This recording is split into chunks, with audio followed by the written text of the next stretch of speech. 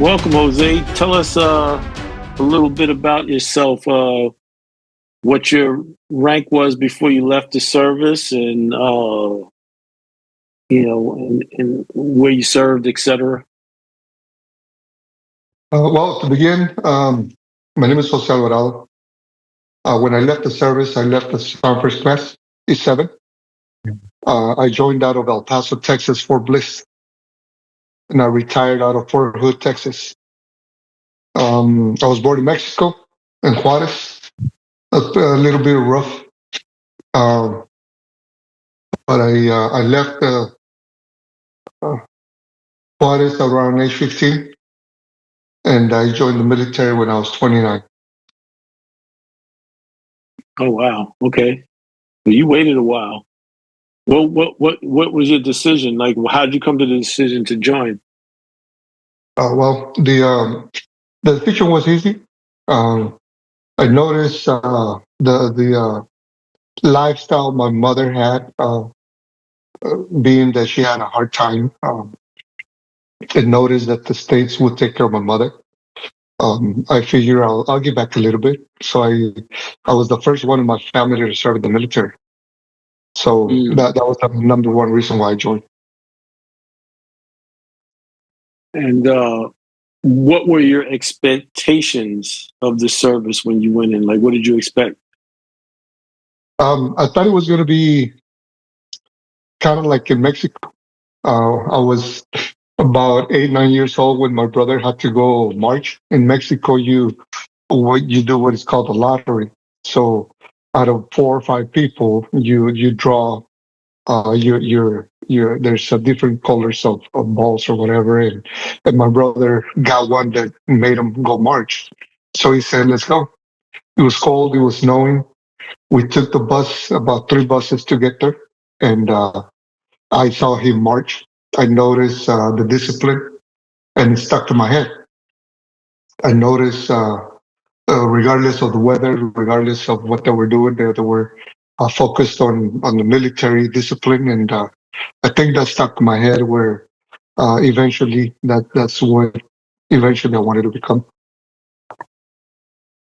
So, what was the biggest shock to your system, and when you first got in? What was how was it different than what you expected? Um, I thought it was going to be more physical, more um, kind of like in Mexico or um, other places in the world where they get physical with you. Which I'm glad it wasn't. I noticed some people get physical and get hurt with the new recruits. With my experience, it was more professional. So the more effort I put, the easier it was for me. So it wasn't hard. I thought it would be harder, but no. I thought it was just right. And did you have any kind of a plan when you went in? Was your plan to become a long term, soldier, or were you more thinking about it as a temporary thing to go to school or something like that? What was the plan? I was an automotive technician before I joined the military.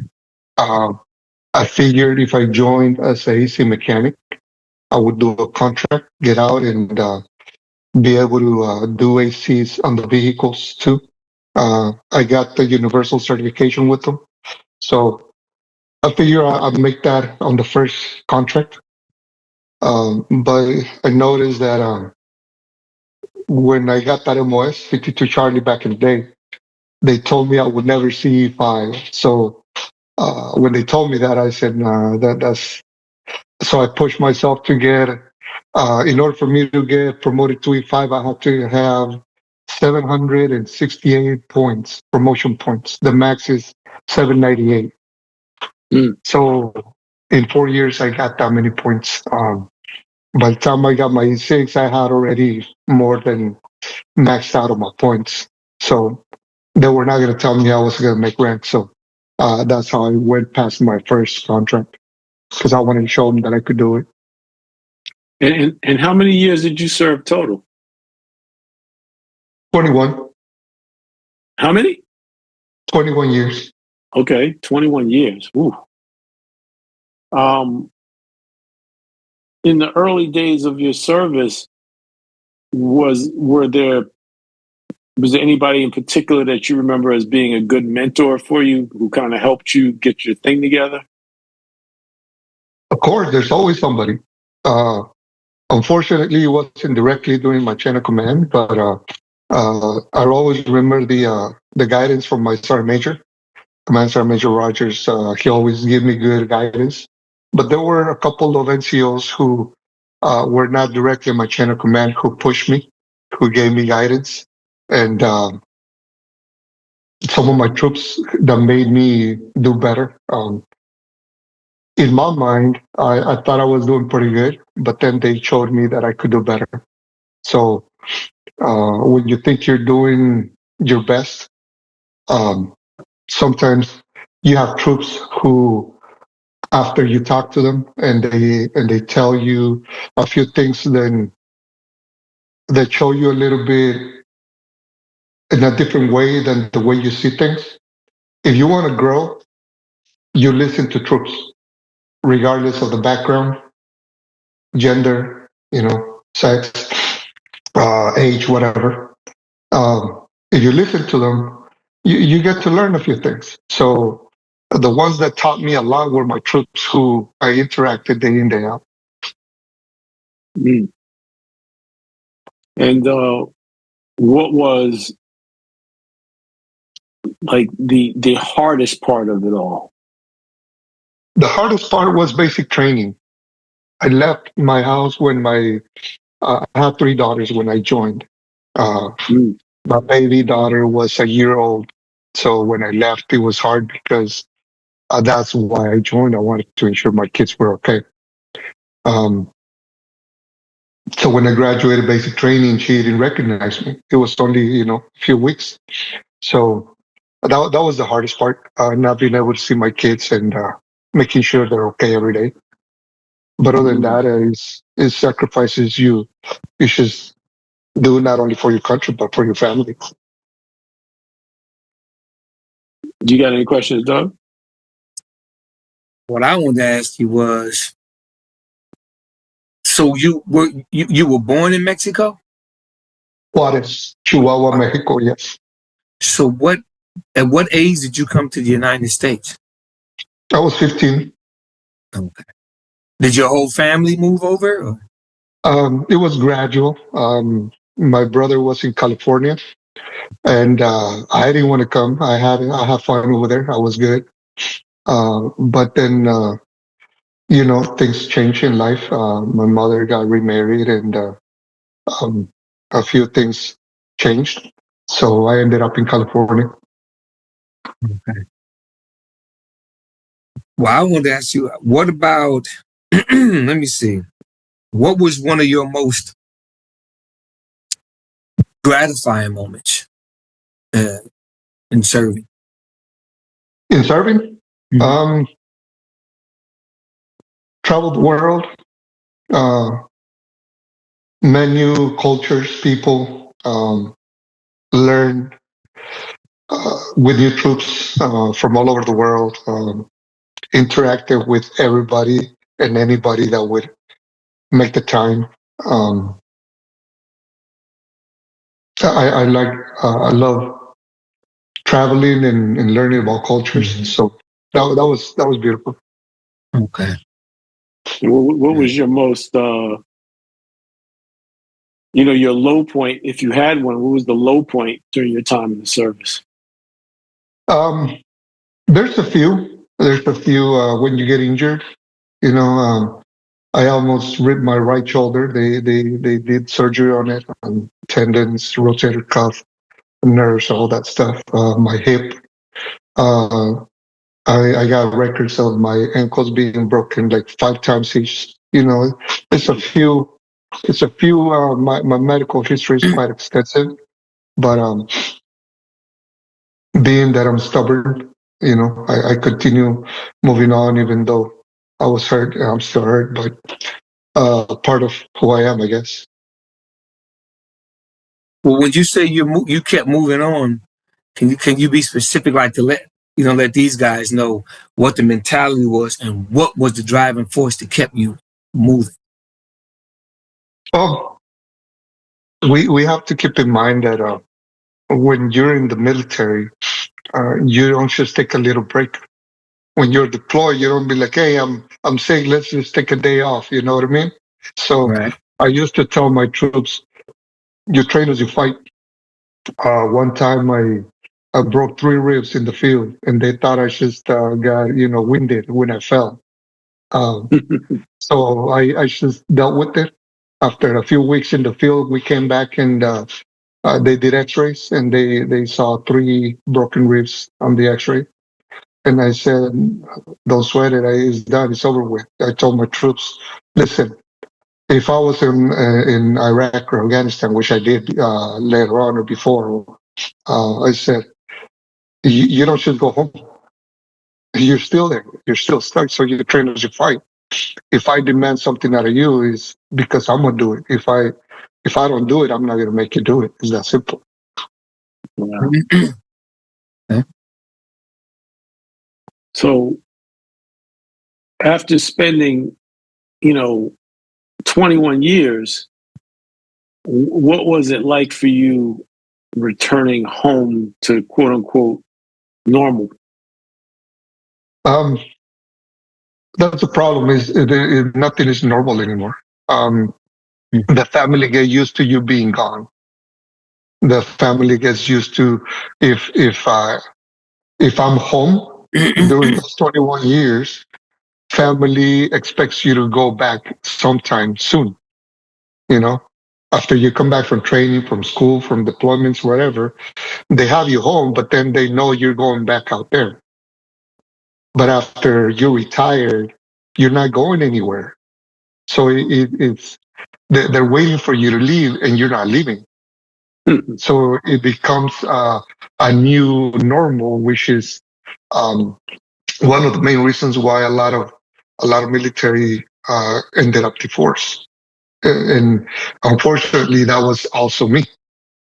Um, I wasn't the one who started everything, but it happened. I'm not saying I don't have anything to do with it, but there's no such thing as going back to normal.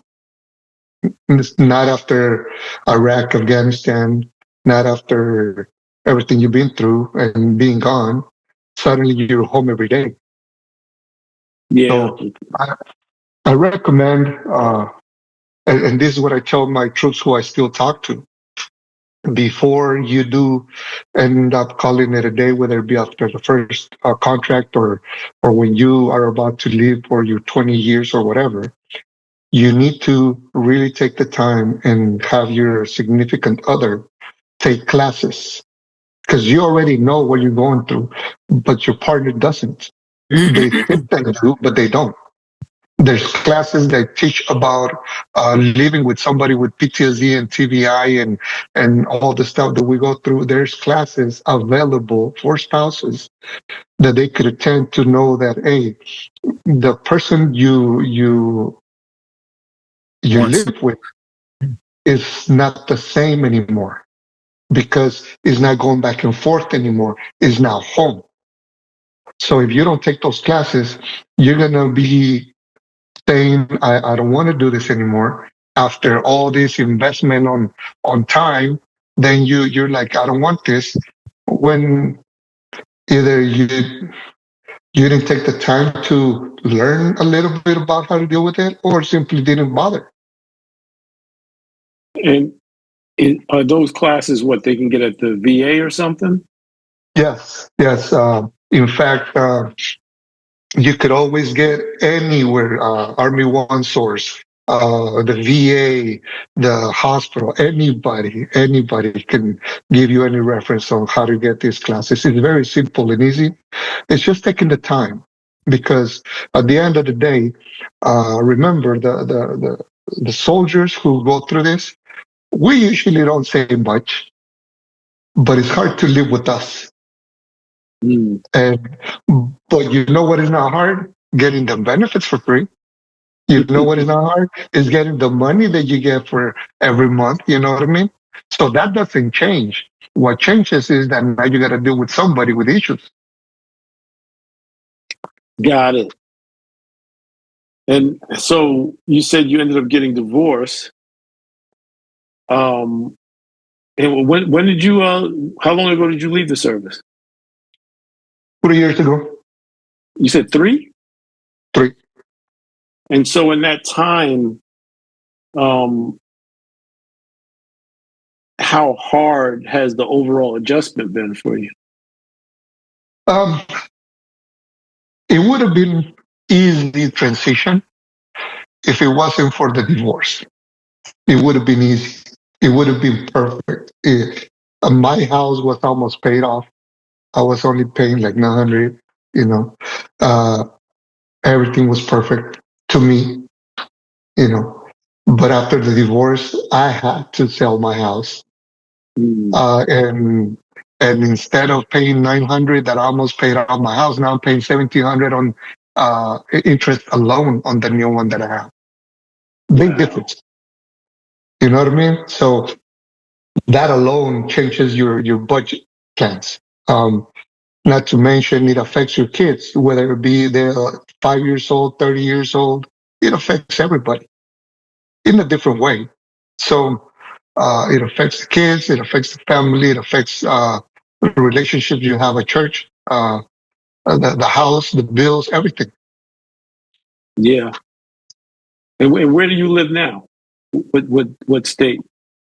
I live in Texas. I was going to retire in California, but my budget doesn't allow me to live distant in California.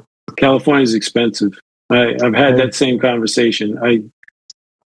Yeah, California is very expensive, and I'm a New Yorker originally, so yeah. Have you been able to, work through some of this stuff, the PTSD stuff, with your kids? Okay, is it primarily just the wife, or is it a struggle with the kids as well? The thing is, the kids, they see that come and go. And now that everybody's grown and I'm no longer with their mom, it's a different relationship. So I cannot behave as I did before because it's a delicate situation now. So I have started a new family, and it's different. It's not. I'm not the same guy because I got to be careful on what I say, how I say it, and how. Because with people with PTSD and TBI have outbursts of anger. I try to control mine. So it's not fair to my loved ones. It's not fair to the people around me. So I do my best to control it, to be respectful. But I know I have to ensure that not to rely only on medicine, but always make time to talk to a counselor. Always make time to talk to I've been blessed enough to have my military family, my spiritual family at church, my brothers and sisters, my blood family. My support group is awesome. Otherwise, I wouldn't be here right now. I have a question for you.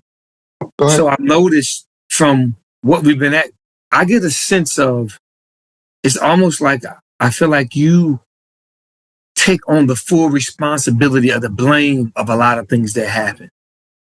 You know what I'm saying? And me also being the vet, there's a flip side of that because you sacrifice a lot. Yeah, you came back a different person. But it's one thing to do that, and then to come back and you have the issues that you have and the people that you love the most, that you did this thing for them to have a better life, and then to come home and feel like, oh, it's not appreciated, or they turn it back on you. I just feel like, from what I'm getting from you, and correct me if I'm wrong, that it's almost like you're taking the whole blame for everything. You know what I'm saying? I don't know if it's blame, but I know the decision I made to join. I know it would come with a price. Okay. I've seen it. I've seen it with other vets. I just didn't think it would be to this extent. Now, with that said, the thing is, family are taken care of regardless when you're in the military. All the bills are paid, the house is there, food is there. Um, but it seems like sometimes that's not enough. Now, if I hadn't joined and then we don't have all that, then we need food, we need to pay a bill. So which one is it? Do I have enough? Or do I don't have enough? What do I do? So everything depends on who you choose for your partner, who you choose for your family, and how are they, and not grateful, but how are they really caring for you? Because we care for them. You know, I take responsibility for my actions. I cannot take responsibility for somebody else's. So if I say I'm responsible for my family for whatever issues, yes, my actions have repercussions, whether it be good or bad. But uh, everybody has responsibilities. So I urge people, especially young troops, be careful who you choose as a partner, because you're gonna have kids, and sometimes, for the most part, kids are the ones who suffer because mom or dad don't want to deal with issues. Okay. Did you feel like, you mentioned that perhaps, people who are receiving a vet can go take some courses and some classes about what that's about. What do you feel like you could have done differently when you got home? Nothing. I think if I would have done something different, it would have been worse or better. I don't know. I think I did the best I could with what I had. Before getting out, I asked questions. I went to get counseling. I seek guidance, because that's what I did for my troops during the service. If I notice somebody having medical issues, I'll send them to the doctor. If I notice somebody having financial issues, I send them to the finance NCO or whatever. Hey, I need this troops issues to be addressed by the professionals. So I did the same thing for me.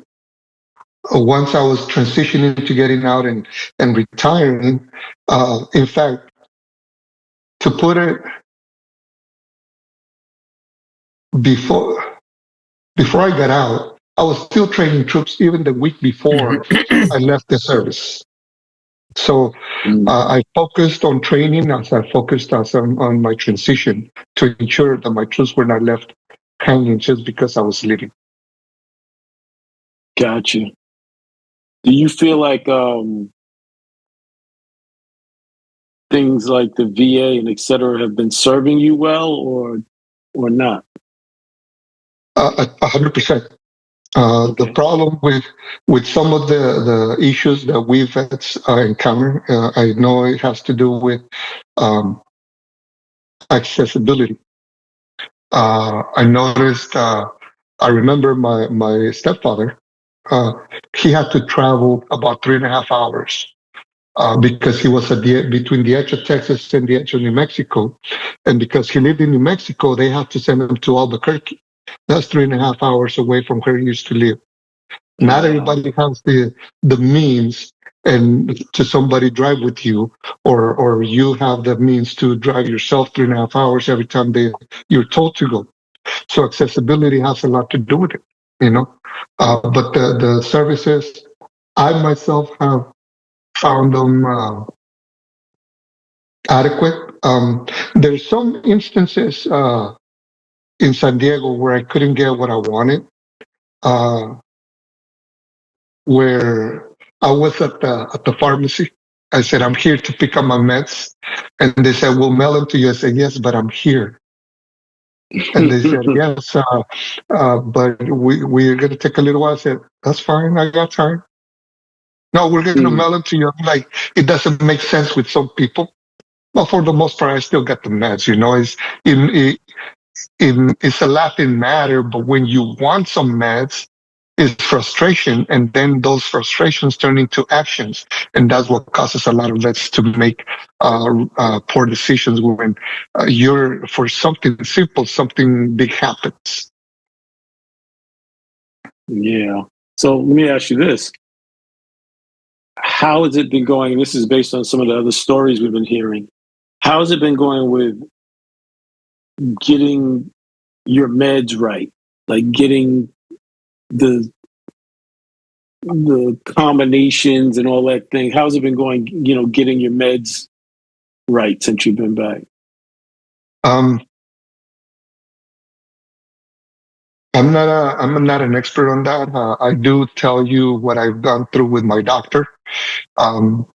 He listens, he evaluates me, he follows up. So far so good. Good. I don't have many complaints really, other than I know there's quite a bit of us in need of assistance, and if I put myself in somebody else's shoes, I'm doing pretty good, you know. That's a good way of looking at it. Because we've heard some stories. Everybody's kind of going through different stuff. So, if you were going to give advice to a young man who was about to come into the armed forces, what would your 3 key pieces of advice be?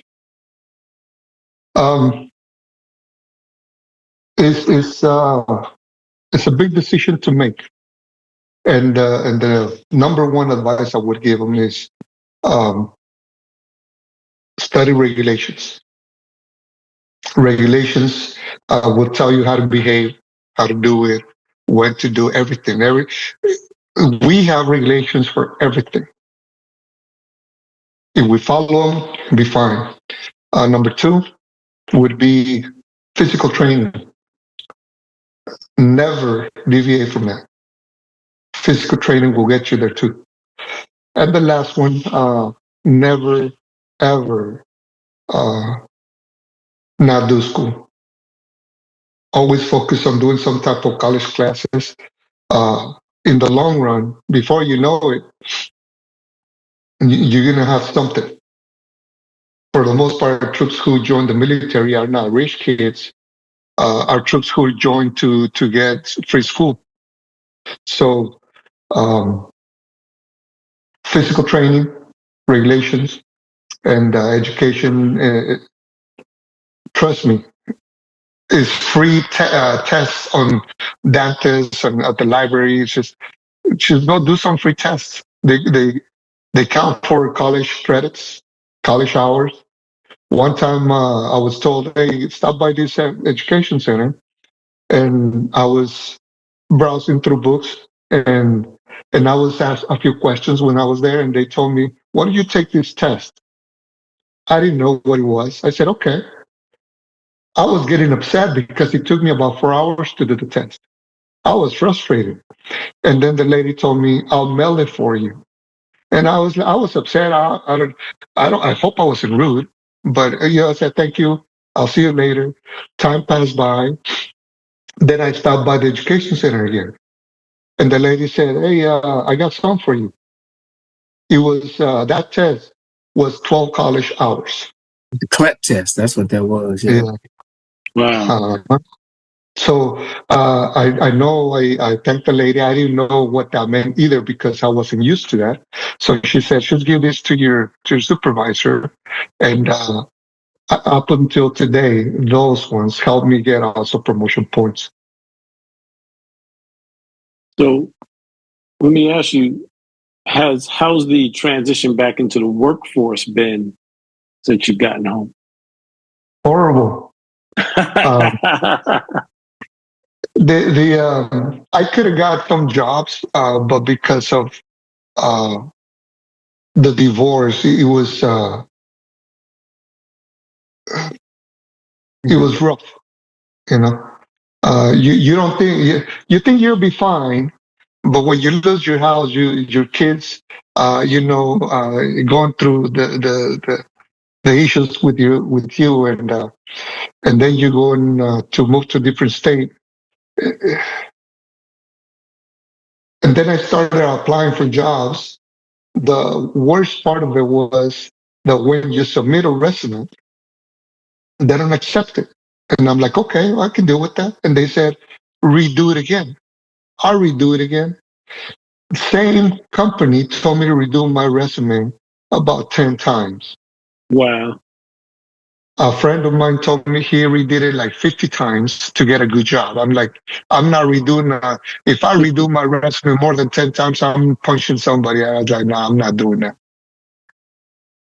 So it's frustrating because I'd rather do other things. So I'll probably start school once again. I did a few courses here and there, but it's hard to focus.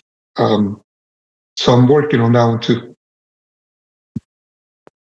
And how often do you stay in touch with your fellow soldiers that you served with? Amazingly, often enough. I talked to some troops from Oklahoma, Detroit, Texas, California. Troop which just came back from Kuwait hit me up.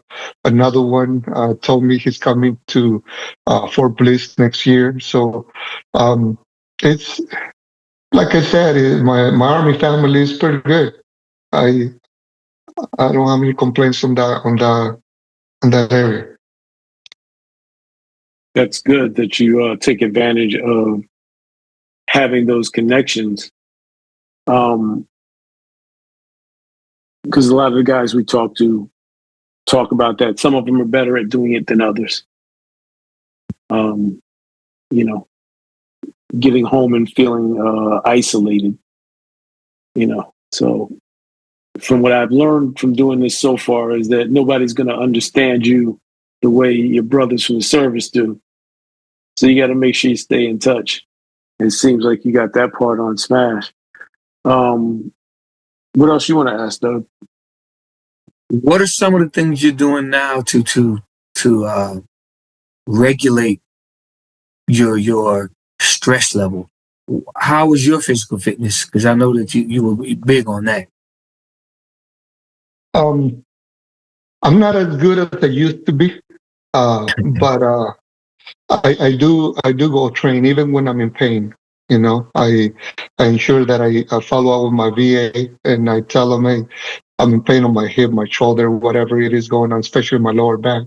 And I ask for some meds and guidance on some type of training that I should be doing specific for what I got. But I am stubborn, so I do work out a little more than what I'm told. If I don't train, I don't feel good.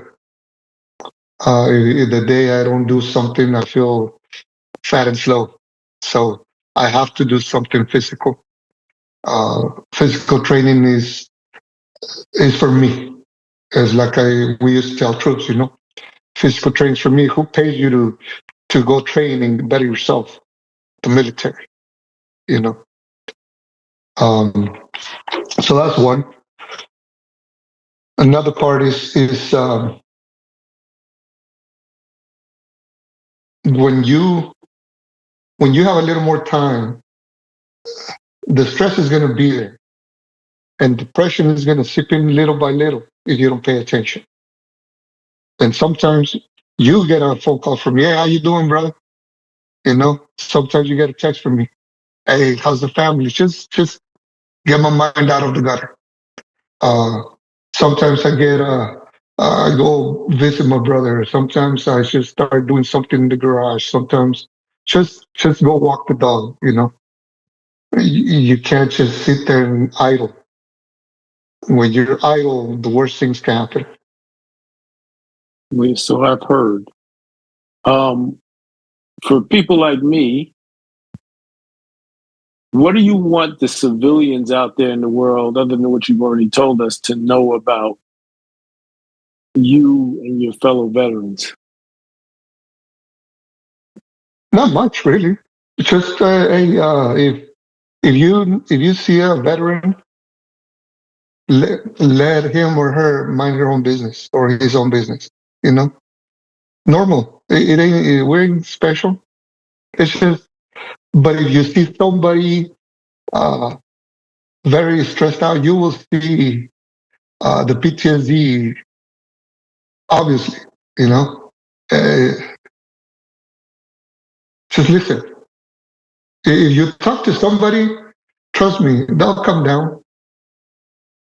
Just listen. How be a shoulder to lean on. Just simple. A lot of things get solved by talking. I got one last question for you. Mm-hmm. Do you miss it? I do. I think I would. I was like, I'm done. The day I retired, I changed my title from Sergeant First Class to Mister. But the more I talk to the troops, the more I go in the base. I do miss it. A lot of people are like, "Why won't you miss it?" I'm like, "Cause it gave me a lot of experience. It gave me a lot of memories. It gave me another family besides my blood family and my spiritual family. It gave me an army family. Um, I had a few bad apples here and there, but overall it was a beautiful experience." Well, thank you so much. Oh, go ahead. You got a question. Go. I got one more question. It's kind of referencing what he's saying. So, if hypothetically speaking, a war broke out and you were called, now I'm not going to even say you were called. Would you go? Would you strap up your boots and go back at it again? No, brother. I did it for 21 years. I went to Iraq and Afghanistan. What do you think? and I miss the military. Well, let me ask you this. I've been asked that question, and I said, if I was going, like if you were going, and some of the guys I was over there with before were going, oh man, hey, I'd go. But there's a caveat to that. I mean, bro, my family. Imagine you and I going as battle buddies again. I mean, that would be a blast, right? Right. But if somebody wants me to go to war, in my retired mind, I'd say, why don't you join us? Because the people who want us to go to war, sometimes they don't know what that is all about, other than, hey, you go here, you do this. I'll be like, hey, you be next to me, be going with my battle buddies, and yeah, I'll gladly go 100%. But man, the camaraderie is second to none. You know that. Yeah. In the cold, in the heat, in the mud, in the snow, we had a blast. So what you basically saying is a lot of those people that want us to go, that's pushing the hut, making the decisions, they're not brave enough to put themselves on Front Street, to put themselves on the front line. I mean, I didn't say that. I'm just looking at data. I'm just looking at who's gone, who doesn't. So there's a few who have done it, and I respect those individuals who are in leadership positions in politics, who have the records of being, whether it be a pilot, a Marine, or a Navy, anybody. I respect that because they put the uniform on. Right. They have an idea of what we do. That's right. But if they never wore the uniform a single day, how do you expect to and they know war, people die. So when you make decisions like that, you know you're sentencing people to death. So if you're not willing to do that yourself, why would you put other people through that? It makes sense. That's my question. That's all I got. Well, thank you so much, my friend. We appreciate you coming on with us. And I'm happy to hear that you're finding ways to adjust to your retirement. Well, I appreciate it. There's always, I can't do it alone. I'm telling you right now, I wouldn't do it alone. There were times when I couldn't find the way out and I couldn't even breathe. Nobody can do this alone. So, like I said, anybody, whether it be a vet or civilian, find yourself a good support group. I find myself in number one. Every time I go to services, Bible study, whenever I go with my family, get-togethers, or with my brother in arms, it's always a relaxed feeling because I know I'm not alone. So don't be idle. Always look for ways to stay active, and you got to start with the mental, spiritual. Everything else will fall into place. Thank you so much, Jose. I appreciate you, and thank you for your service. You are very welcome. All right. Appreciate you, brother. All right, brother. You have a good day.